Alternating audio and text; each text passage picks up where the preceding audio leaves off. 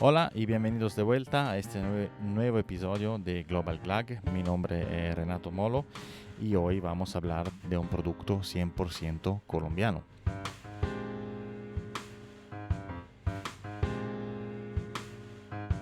Sí, estaremos hablando con Julio Molano, cofundador de Licores Artesanales, empresa destiladora de San Francisco de Sales en Cundinamarca. Estamos muy cerca de Bogotá. Y lo que es interesante, justamente esta empresa destila ron, aguardiente y ron. Algo que no pasa mucho en Colombia, hay que ser sincero. Sabemos que la gran industria a veces ni destila. Pasa que sucede que los productos están importados, sobre todo el alcohol, y se añeja aquí en Colombia. Ellos no es el caso. Tienen una nueva ley que respalda la producción de ron aquí en Colombia, que se llama justamente la ley de la panela, una ley muy reciente. Salió, creo, si no me equivoco, en 2019, por ahí, justo antes o durante la pandemia. Y esto, bueno, ayudó a esta empresa, pero habrá mucha más, a entrar en el negocio de destilación de ron. Como dije, Licores Artesanales produce ron y aguardiente. Julio nos va a explicar un poquito más sobre esta ley, sobre el proceso de destilación, cómo funciona exactamente la empresa, qué tipo de productos se usan en el jugo, la caña o las mieles de la caña de azúcar. Y también justamente nos va a dar un poquito más de detalles sobre todo el proceso, cómo todo empezó desde la nueva ley. Y nada, los dejo a escuchar esta entrevista con Julio Molano. Y quiero aprovechar, preguntar si, por supuesto, tienen unas ideas, cualquier cosa, también tienen a alguien que conocen que le gustaría hablar con nosotros, conmigo, sobre Temarón u otros productos en Colombia o afuera de Colombia, por supuesto. Escríbame a este correo, también lo voy a meter en la descripción, pero mi correo es molo.renato@gmail.com.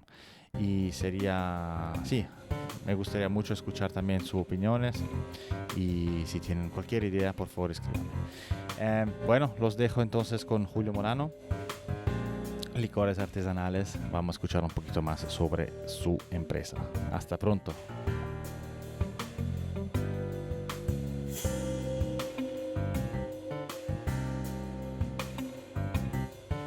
Buenos días, Julio.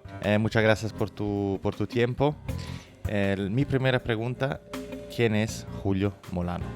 Empiezo por lo familiar. Ujú. Padre de tres hijos, casado hace 22 años, eh, emprendedor hace 20, tal vez, 22 años. He estado en varias industrias. Estuve en la industria de la moda hace muchos años. Trabajé en el Ministerio de Hacienda un par de años. Trabajé para una compañía de tecnología chilena también en la década anterior. Eh, Tuve una compañía de seguridad que vendí hace poco también, hasta hace unos meses. Ujú. Y he estado en otros negocios de tecnología diferentes, unos exitosos, otros no tanto. Pero bueno, ese soy yo. Ok. Creo que eso me define. Padre y emprendedor y ¿Y, esposo. y cómo llegaste a producir aguardiente y ron? ¿Qué pasó? ¿Cómo Eh, nació este amor? fue, realmente fue un amor que empezó como todos los amores profundos, de casualidad. Sí. Empecé porque realmente cuando salió la ley 2019, no, 2019, sí, del 2019, Ujú. 2005 del 2019, Correcto, la ley de la panela. en donde la ley de la panela, cuando la conocimos con mi socio, eh, la revisamos muchísimo, eh, averiguamos con abogados a ver si nosotros sí estábamos entendiendo bien que de cierta forma se estaba rompiendo el monopolio de producción del alcohol de los departamentos, y efectivamente nosotros decidimos que al romperse el monopolio había una oportunidad muy interesante para compañías o para emprender en esta industria que lleva abandonada toda la vida. eh, por particularmente los últimos 20 años en Colombia, pues que las pocas destilerías que había que eran estatales han ido cerrando porque empezaron a considerar que no era rentable destilar, que era más barato comprarle a un tercero. Sí. Y así arrancamos. Empezamos como una empresa de ron, como con un concepto de ron, y eso fue lo que empezamos a hacer. Eh, y dijimos, hagamos un proyecto pequeño, como para saber si qué tan complejo es esto, pero no hay tal cosa como una destilería pequeña. Eso es parte de lo que hemos venido aprendiendo. Ok, sí. Entonces, ustedes están ubicados en San Francisco de Sales, ¿correcto? En Cundinamarca. Y, Sí, señor. y veo que tienen como una finca. ¿Cuál es la historia de esta finca? Como si la compraron o si era de propiedad de ustedes y cómo fue todo el proceso de, sí, de arrancar con la destilación, porque la ley de la panela ahora permite esto. Si me puedes explicar rápidamente cómo fue todo el proceso para empezar a destilar en Colombia. Bueno, la finca pertenece a mi socio, realmente lleva 3 generaciones con él. Eh, pero es una finca que tiene alrededor de 180, 200 años, no tenemos tan claro. Ujú. Eh, Sí. la ha sido convento, ha sido eh, el sitio donde descansaron las tropas para antes de subir a la batalla de Subachoque. La finca está ahí porque era la antigua ruta del comercio, ¿no? Tú puedes subir desde ahí hasta Subachoque en mula y por ahí era donde venían las mulas a Bogotá desde Honda, pues o algunas de ellas. Eh, y ahí fue donde arrancamos. ¿Cómo fue el proceso? No, como te digo, la mitad de esto al principio es un tema muy legal. Lo segundo era, pues, tal como te dije antes, yo no vengo de este mundo, nos tocó aprender a entender cómo funcionaba un proceso de destilación, no tanto la química como tal, pero pues qué se necesita, cómo se hace, cómo se fermenta.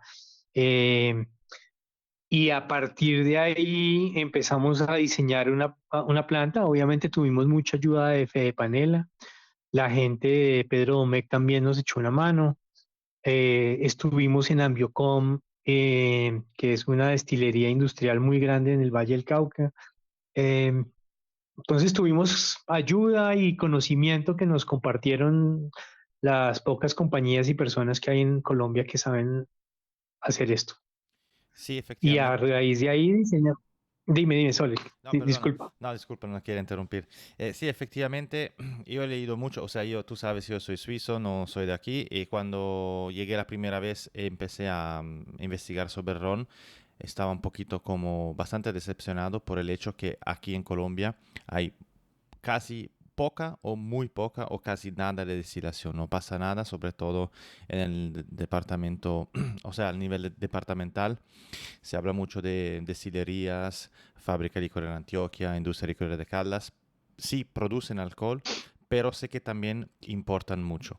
Y esto es debido por la ley, por el monopolio departamental. No sé si nos puedes explicar un poquito más sobre el monopolio y el riesgo que hay con un monopolio en términos de, digamos, de crecimiento del producto RON, de la categoría RON, porque si hay más competencia, también la calidad técnicamente, teóricamente va subiendo. ¿Qué opinas de esto? ¿Y qué nos puedes decir de el monopolio departamental? Si puedes explicarlo un poquito Bueno, cómo tú lo entiendes. claro que sí. Bueno, yo creo que de las primeras cosas que hay que contar es que Colombia está entre los 10 o 12 países mayores productores de caña de azúcar del mundo y de azúcar. Sin embargo, no tiene una tradición de destilar más allá de destilar combustibles a partir de la caña de azúcar, ¿no? El bioetanol Sí. que le echamos a los carros hoy en día. Ujú. Y eso en parte es culpa del monopolio. El monopolio, pues básicamente lo que hicieron las compañías es que han buscado, pues, qué es más eficiente, como cualquier compañía lo haría, qué es más barato. Y más barato seguramente es comprarle a Guatemala, a El Salvador, al Ecuador, el alcohol extra neutro para hacer aguardiente o inclusive las tafias que las traen muchas de Panamá, otras de Ecuador también, otras de Bolivia, otras de Brasil, y mezclarlo. Entonces, lo que venían haciendo todas esas compañías es que empezaron a cerrar sus propios procesos de destilación y terminaron siendo básicamente o compañías que añejan y embotellan. Y si tú visitas sus fábricas, pues eso es lo que hacen. Son grandes bodegas con unas máquinas espectaculares y súper modernas de envasado y etiquetado, ¿no? Sí. Máquinas de 2.000 unidades por minuto. O sea, Ujú. esos son fábricas de verdad. Eh, pero entonces vas a buscar a alguien que sepa de destilación y nadie sabe de destilación ya en Colombia. Ese arte se perdió a pesar de que somos un país azucarero. Eh, entonces esa es como la parte triste de ese monopolio, lo que ha ido acabando y parte de lo que nosotros dijimos y de lo que de la historia que nosotros echamos y de las razones por las que quisimos es rescatemos eso porque no puede ser que ese conocimiento Colombia no lo tenga. Nosotros deberíamos ser una potencia productora de ron como lo es Guatemala o El Salvador o Honduras, o inclusive Barbados, que siempre ha sido un ejemplo que yo le pongo a los funcionarios del gobierno. Es decirle, Barbados tiene, creo que son 80.000 habitantes o 120.000 habitantes y produce millones de litros de ron en 2 o 3 destilerías grandes que tiene allá. Entonces, pues el potencial aquí es enorme, simplemente que tenemos que explotarlo.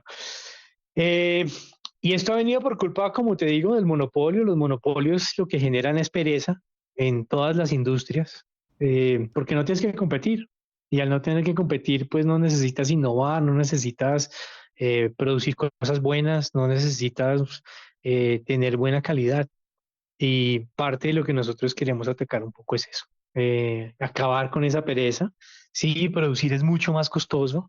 Sí, aprender a destilar ha sido difícil y costoso, eh, pero ha sido una aventura interesantísima que hoy en día nos estamos volviendo referentes de otras personas que quieren hacerlo. Y nosotros le tenemos la puerta abierta a todo el que venga. Vamos y le mostramos el proceso y les enseñamos todo lo que podamos. Pues no les damos nuestras fórmulas específicas, pero hasta el proveedor de las botellas se los damos. Eh, y allá nos ha ido a visitar la FLA, nos ha ido a visitar la empresa de licores de Caldas, nos ha ido a visitar la industria licorera de Cundinamarca, eh, y gente que hace el proceso tal vez más chiquito, tal vez más clandestino, han ido varios bicheros. Entonces, pues parte de nuestra misión hoy en día es tratar de rescatar un poquito esa cultura que se perdió hace muchos años. Esto No sé es... si respondí tu Sí, pregunta. absolutamente sí, muchísimas gracias. Sí, eso es justamente lo que falta y es interesante saber que también los grandes están interesados en esto y ojalá que pueda cambiar también para ellos. Te quería preguntar algo un poquito más en el detalle de la ley de la panela. Yo la leí un par de veces, me parece muy interesante, también lo voy a poner en el enlace en la descripción del podcast para que todos puedan ver ese documento. Mirándolo, vi hay una parte que me pareció muy interesante. Ahora es difícil para mí un poquito hacer las proporciones, las debidas proporciones, porque veo que hay un punto donde habla de máximo 400.000 litros. Ahora no sé si es anual, me imagino que es anual. Mi pregunta es, con 400.000 litros de alcohol, si esto es suficiente para posicionarse como un líder o como, sí, un productor grande en Colombia. ¿Cuántos son 400.000 litros? ¿Cómo me lo puedo imaginar yo? Comparado, no sé, con la fábrica licorera Antioquia o otros grandes de Colombia. Bueno, te aclaro, el límite no lo pone, eh, no hay litros limitados. Lo que te limita a ti es la capacidad de molienda de tu trapiche. Ujú. Y porque el trapiche más grande es pues admitido por la ley, es de 3 toneladas por hora. Eh, pero cuando tú haces 3 toneladas por hora, estás haciendo más o menos 1,5 toneladas de jugo por hora. Si tú llevas todas esas proyecciones a que puedas trabajar 24 horas, 7 días a la semana, eso significa que realmente podrías llegar a producir alrededor de 2 millones de litros de alcohol a 75, 80 grados. Eh, Entonces, pues la limitación es altísima. Y eso, pues un alcohol a 80, 85 grados en botellas, digamos, de ron, estamos hablando que pueden ser alrededor de 3 millones de botellas. Ok, Eh, muchos. 3 millones de botellas en el mundo colombiano no es mucho, pues Colombia está al 2021 creo que estaba consumiendo alrededor de 30 millones de litros de ron. Eh, Eso mal contado son unas 40 millones de botellas. Eh, entonces, pues alcanzas con una empresa, con un trapiche, a hacer el 8% del mercado. Sí, más o Pero menos. pues el 8% del mercado para un proyecto pequeño, artesanal, pues es un jurgo. O Ujú. sea, hasta allá ni siquiera hemos soñado en llegar. Eh, Hmm.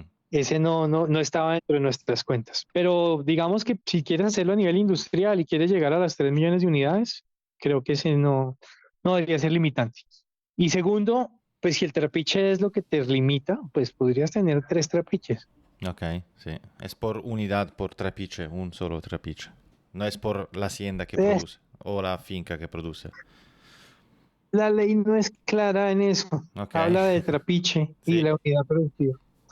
Entonces, pues es de esas cosas que hay que pullar en algún momento a ver qué pasa. Ujú. Y yo probé todos los rones que producen. Si no puedes contar rápidamente sobre el desquite que tienen. Tienen dos desquites, el tradicional y no me acuerdo el otro nombre. Tradición y acuérdame. Artesanal, Sí, perfecto, estos dos. Y hacemos aguardiente artesanal, aguardiente tradición sí, y ron amuleto. correcto. ¿Qué me puedes contar sobre estos tres productos? ¿Cuál es la diferencia? ¿Cómo se producen? No sé si no puedes contar también dónde compran la caña, si la producen ustedes mismos o la compran, me imagino, los campesinos paneleros. ¿Cómo es todo el proceso desde, digamos, la caña hasta el producto final? Bueno, entonces empiezo por la miel. Nosotros cultivamos una parte de la caña que consumimos, pero esa solo la usamos para hacer alcohol de jugo, ¿no? En últimas, podría ser el equivalente a un ron agrícola eh, antillano, ¿no? Pues, Sí, o de las montañas. sí. Pero, eh, y con la miel, que esa sí se la compramos a los campesinos de la región, hacemos el, digamos, la base o el alcohol para hacer el ron y el aguardiente artesanal. Entonces, nuestro aguardiente, lo que llamamos nuestro aguardiente artesanal, es la misma base del ron amuleto, solo que no es añejada, es diluida al 28% y con un toque de anís natural, que eso es un tema importante. Eh, pues todos nuestros productos usamos productos naturales. Eh, y eso pues es nuestro aguardiente artesanal, no tiene azúcar, no tiene nada. Es básicamente agua, anís y el alcohol que nosotros producimos de miel de caña o Ujú. sí, de miel virgen de caña. Después esta tradición, que ese lo que quisimos hacer es un aguardiente como se hacía en los alambiques clandestinos hace 30 o 40 años, y es un aguardiente hecho a base de jugo de caña. Si uno lo quiere ser súper reduccionista, casi que podría decir que es un guarapo destilado. Eh, pero pues si uno mira más alrededor es más parecido tal vez a una cachaza o más parecido a un ron agrícola de las Antillas. Eh, y ese es una mezcla de los dos alcoholes, alcohol de miel, alcohol de jugo, agua y mucho menos anís que el otro, ¿no? Porque el alcohol hecho de jugo es muy aromático, tiene sabores muy sorprendentes, ese es un alcohol muy bonito. En Colombia, por alguna extraña razón, nunca lo hemos consumido. Eh, pero es el alcohol, digamos, que tiene menos procesamiento. Entonces, es más limpio, trae más los aromas de la caña y de tu terroir o de tu zona. Ujú. Entonces, pero pues parte de lo que pasó es que como en el monopolio no trae estas cosas, pero pues es un alcohol que es chévere y añejarlo, eh, pues que es un experimento que hemos venido haciendo, es espectacular. O sea, es un ron mucho más dulce, mucho más aromático. Eh, bueno, ese es el segundo. Y el tercero, pues es el ron, que cogemos el alcohol que hacemos, lo reducimos a 65 grados y lo metemos en barriles ex-bourbon americanos. Y tenemos ahorita un ron blanco que en promedio es un ron de unos 8 meses eh, en barrica. Ahorita en agosto, septiembre, vamos a estar sacando nuestro primer ron de 3 años, que también Sí. básicamente pues esperamos que salga, sí, que salga en eso y es con agua, alcohol y ya. En eso, francamente, somos muy puristas, pero no porque seamos puristas per se, sino porque somos nuevos en esto. Cuando tú empiezas ya a hablar con la gente que sabe de esto, precisamente, pues voy para Barbados en estos días para entender un poquito cómo funciona todo este tema de las mezclas del alcohol y de los barriles y del añejamiento para llegar a un producto ideal. Ujú. Porque como te digo, como aquí no hay de eso, como aquí hay muy poquita gente o no hay gente que conozca, pues no hay tradición, no hay conocimiento. Entonces nos está tocando traer mucho ese conocimiento por fuera. Eh, que esperamos que con ese conocimiento en algún momento podamos sacar un ron que sea una mezcla de diferentes barricas con diferentes alcoholes hechos por nosotros. ¿A quién vas a visitar a Barbados? ¿Cuál destilería? Voy a Plantation, Ok, voy a sí, Plantation y después voy a Santa Lucía, a Spiritbound, a chéverísimo. Plantation, a Plantray, que se llama ahora, Sí, que casualmente conocí al dueño de Plantation Alexandre Gabriel. en un congreso de rosas. Al señor Gabriel lo Ajá. conocí en Miami hace un par de semanas y Ah, logré que me invitaran a conocer la destilería. ujú, súper interesante, sí. Y después voy a ir a St. Lucia, que en ese mismo congreso conocí a un señor allá comercial y me invitó también. Entonces voy a ir a ver.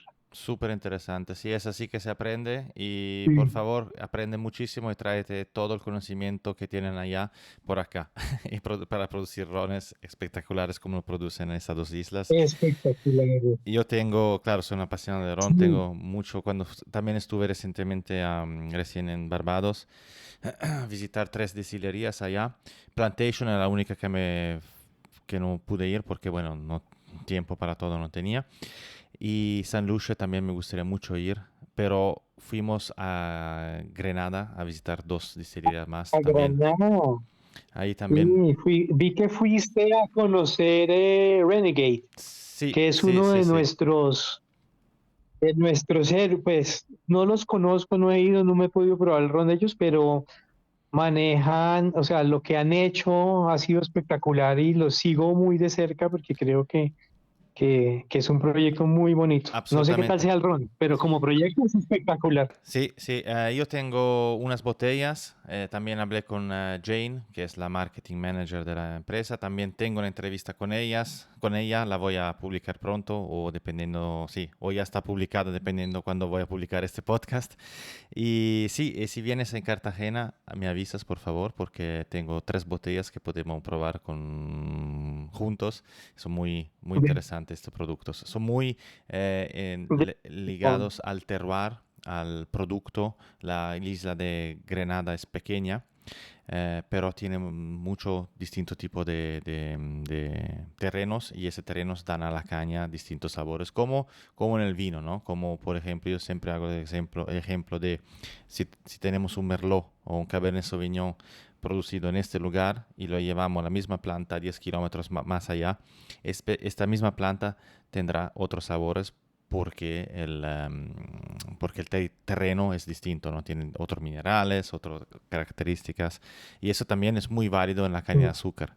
Y ellos son muy enfocados en esto y tienen una línea de rones que se llama Ron Etude, de estudios, donde justamente hacen ese tipo de experimento, misma caña en distintos lugares y al final distintos sabores en la botella. Muy Ah, interesante, interesante. súper interesante. Y bueno, entonces si vas a San Lucia, si puedes, llévame un par de botellas. Te la pago. Así lo haré, así lo haré. No, yo probé algo de ellos ahora en Miami, una marca que se llama JM, Sí. y probé un jugo añejo que me dejó enamorado. Ujú. Entonces, parte de mi tarea es ir a ver eso, cómo es eso. Sí. Sí, no, es así que se aprende. Yo también estuve al Miami Rum Fest hace 2 años. Este año no vine. Tú sabes, tenemos un restaurante, tenemos experiencias aquí. Era temporada altísima, no pude ir. Pero sí, es muy interesante ir a este tipo de experiencias.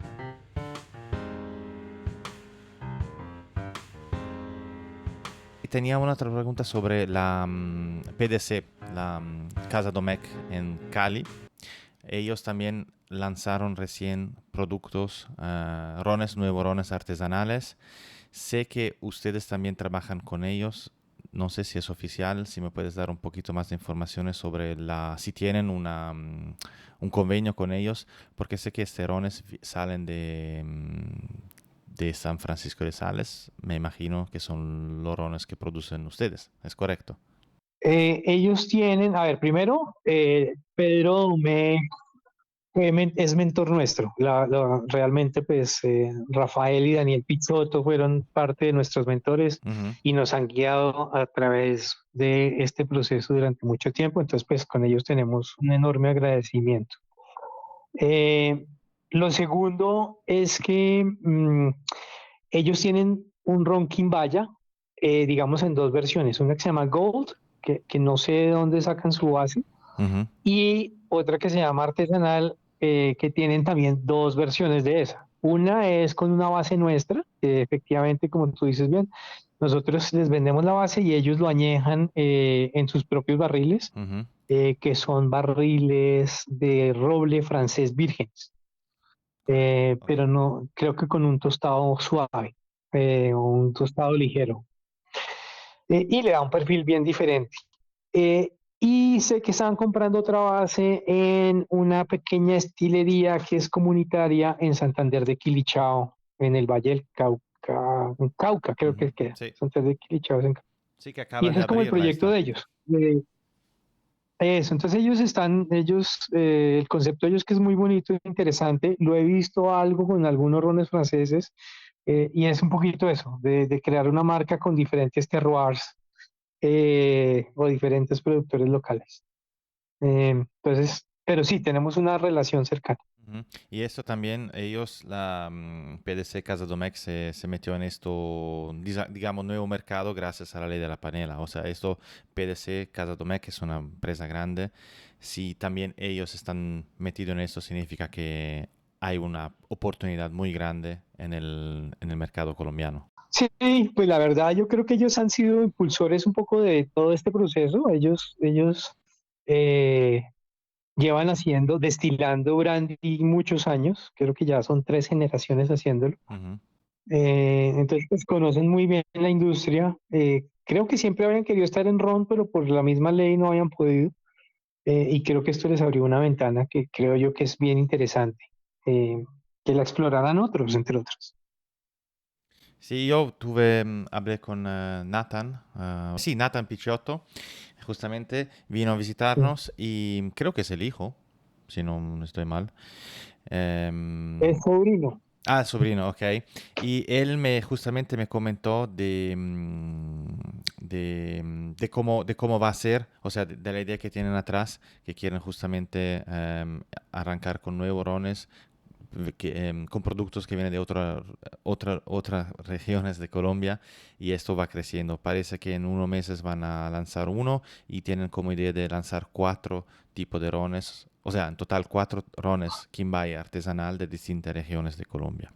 O sea, esto es Excelente. por un apasionado de ron, son súper noticias, es muy chévere saber que hay algo de esto que está creciendo, justamente que está como cambiando, que justamente sobre este tipo de novedades que hay en el mercado, ¿qué piensas cómo va a ser en 5 años el mercado en Colombia de rones? ¿Cómo se puede evolucionar? Yo creo que hay cada vez más interés. y tal vez más inversión.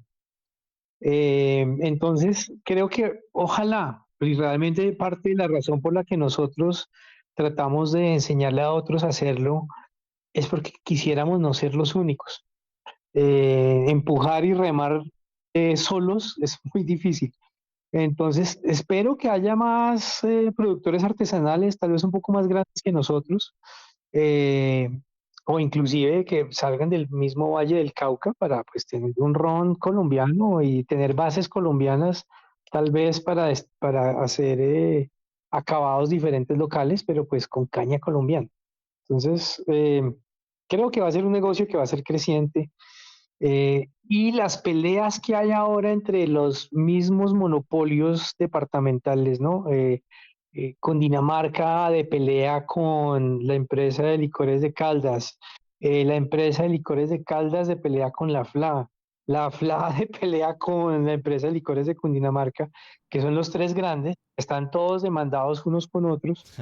Es posible que eso mismo tumbe el mismo monopolio eventualmente. Ujú. Y eso pues abriría todas unas grandes posibilidades para producciones industriales y para producciones artesanales. Entonces creo que el futuro de esto todavía no está escrito, pero creo que es muy prometedor para que finalmente tengamos productos locales. Y parte de lo bonito de Colombia es que como tenemos tanta diversidad de climas, pues puedes hacer rones de altura como nosotros estamos haciendo, o rones de la costa, como se pueden hacer en otros lugares, y el producto va a ser siempre bien diferente. Sí, ojalá que esto del monopolio cambie porque justamente como estábamos hablando antes, el monopolio no ayuda a mejorar un producto y sí, no muestra de verdad lo que Colombia puede hacer. Colombia produce muchísima caña de azúcar. La panela es un buen ejemplo. Colombia es el segundo productor de panela del mundo. Y esto muestra 20.000 trapiches en todo el territorio colombiano, más de 20.000 trapiches paneleros. O sea, esto es un potencial enorme. Y sí, ojalá que haya más gente como Julio Molano y otros emprendedores que puedan llevar el ron colombiano al mundo, mostrar lo que Colombia puede producir y hay mucho potencial atrás de esto. Sí, yo no tengo más preguntas. Sí, bueno, sí tendría más preguntas sobre las exportaciones. Vi que en otro artículo, creo que en la República, se hablaba de exportaciones de rones a China, Estados Unidos y también Venezuela. ¿Es posible?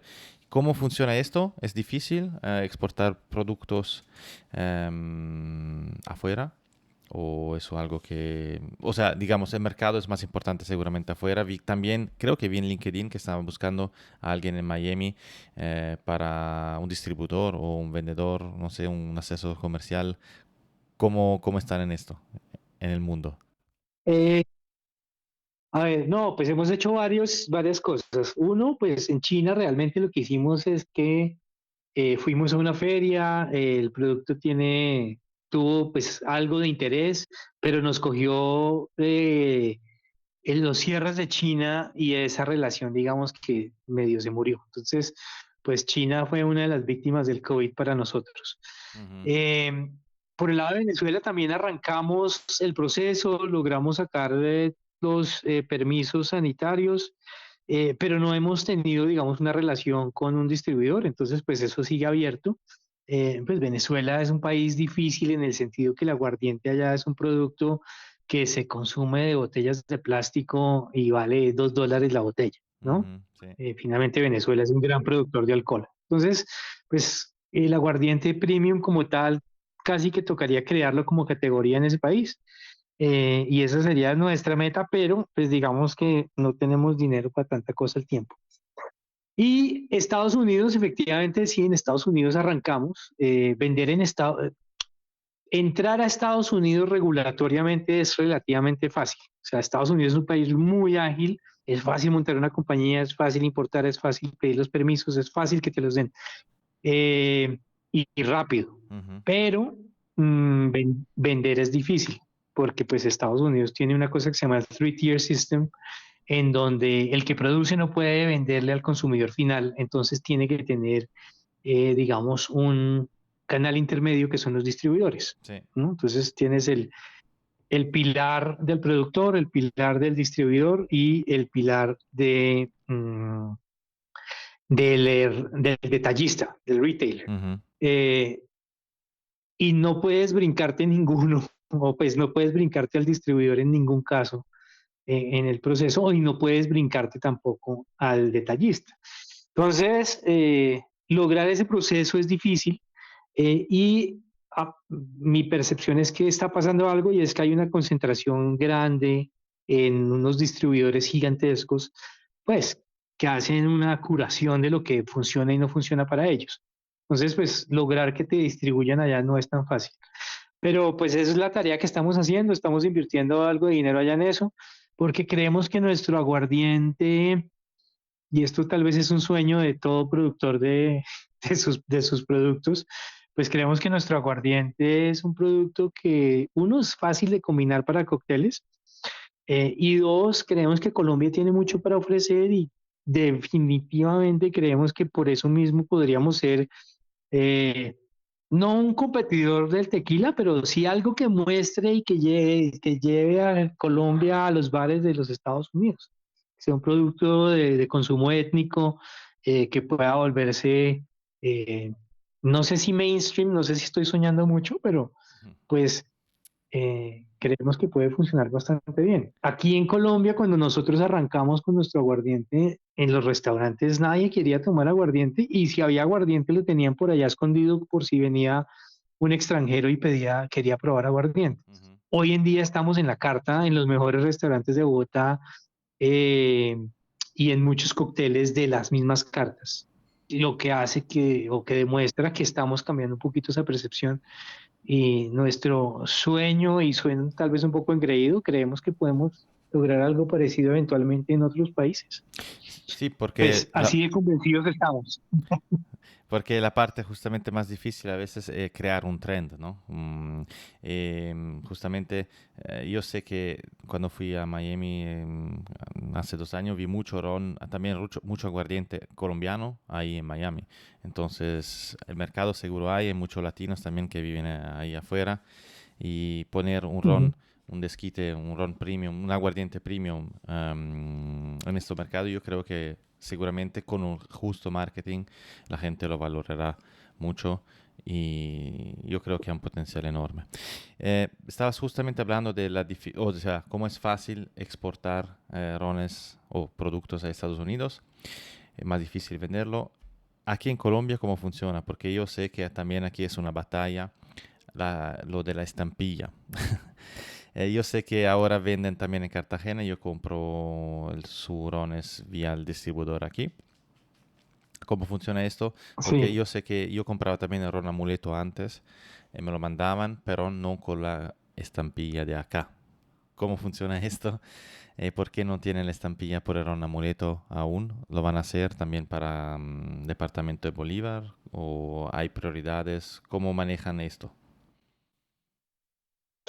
Bueno, aquí es, digamos que al revés que en Estados Unidos, es más fácil vender que lograr cumplir con toda la parte regulatoria. Ujú. Entonces, porque Sí. aquí primero, para cada versión tienes que tener un permiso del INVIMA o de la Autoridad de Salud. Eh, y eso pues es un proceso que el más rápido que hemos tenido ha sido de 6 meses, ¿no? Ujú.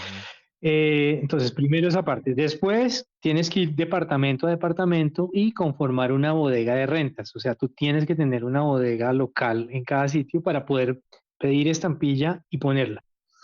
Y adicional a eso, vendas o no vendas, una vez tienes la bodega, tienes que declarar si vendiste o no vendiste cada 15 días. Entonces, digamos, el costo regulatorio es enorme, porque así no hayas vendido nada, igual tienes que entrar a una plataforma, decir que no vendiste nada, y pues imagínate si estás en 4 o 5 departamentos, tienes que hacer declaraciones, pues cada 15, 5 declaraciones cada quincena. Súper Em, complicado. y cuando te equivocas sí, y cuando te equivocas en la fecha es costoso. Segundo, tienes que ir y pedir estampillas. Tercero, tienes que poner la estampilla, ¿no? Cada estampilla es un papelito delgaditico que toca ponerlas manualmente. No hay una máquina que logre poner eso. Eh, Después vienen y te inspeccionan y finalmente puedes sacar tu producto a la venta. Entonces, el proceso es muy manual, muy complejo, es costoso. Digamos, todo lo que haces es difícil de hacer y en cada departamento pues tienes unos procesos internos. Entonces, si tienes al INVIMA y después súmale por lo menos 3 a 4 meses por cada departamento en el que quieras entrar, hace que el próximo ron o aguardiente que entre con nosotros o después de nosotros se va a tardar 4, 6, 9 meses tratando de entrar. Entonces el proceso de entrada a los próximos va a ser lento. Comparado con Estados Unidos, que tú puedes mandar una carta, dices, oiga, voy a entrar a este departamento, mi bodega es esta, y ya con eso tú tienes el acceso al departamento y tú simplemente declaras cuando vendes, pagas en línea 1 vez al mes y con eso tienes, ya cumpliste con tu regulación. Eh, y Estados Unidos lo que hace es que va y te audita. Ah, yo creo que usted vendió más aguardiente, venga, muéstreme sus importaciones o su producción. Y si no están de acuerdo, pues te dicen tiene que pagar esto adicional. Aquí es bien diferente. Es muy costoso la parte regulatoria mantener. Entonces, pues eso es como la parte aburridora del negocio, Ujú. pero pues es lo que toca hacer que funcione. Sí, ¿y esto piensas que va a cambiar con la ley de la panela o ya está regulado de manera distinta o sigue igual? Eh, no, yo creo que esto no va a cambiar en muchos, muchos años porque finalmente estos son los impuestos de los departamentos. Y cada departamento quiere tener un control muy estricto sobre esos ingresos. Entonces, francamente no creo que vaya a cambiar, eh, por lo menos en muchos años. Y si cambia, llegaría, tendría que llegar el cambio desde el gobierno nacional, que tampoco lo veo interesado en, en hacer algo parecido Ujú, o sí, hacer algún cambio. Entonces, eso no va a cambiar acá en Colombia en muchos años, inclusive si pasa algo, lo que va a hacer es que lo van a hacer es más complejo, ok. sobre todo porque pues las licoreras departamentales van a empujar para que haya menos entrantes, menos amenazas y cada vez sea más costoso para los demás. Porque las licoreras departamentales, si están en su departamento, ellos no tienen que hacer nada, no tienen que pedir estampillas, no tienen que poner las estampillas. Eh, entonces, pues eso claramente no los va a, ellos van a hacer lo posible para que a todos los demás nos cueste más competirles. Sí, esto es el problema del sistema, que es protege a los grandes que ya están y es mucho más difícil para un pequeño meterse en el mercado. Hay que cambiar esto, ojalá que pase, si pasa, que pase pronto, pero me imagino que conociendo el país, esos son procesos que pueden durar décadas. Bueno, yo no tengo más preguntas, fue súper interesante. No sé si quieres agregar algo más, una información, algo que no te pregunté. No, pero nos encantaría que cuando vengas a Bogotá nos avises y te invitamos a conocer nuestra pequeña destilería Absolutamente, sí. eh, para que veas las Muchísimo gusto. diferencias. Y bueno, Muchis- ¿no? Muchas gracias por por la invitación.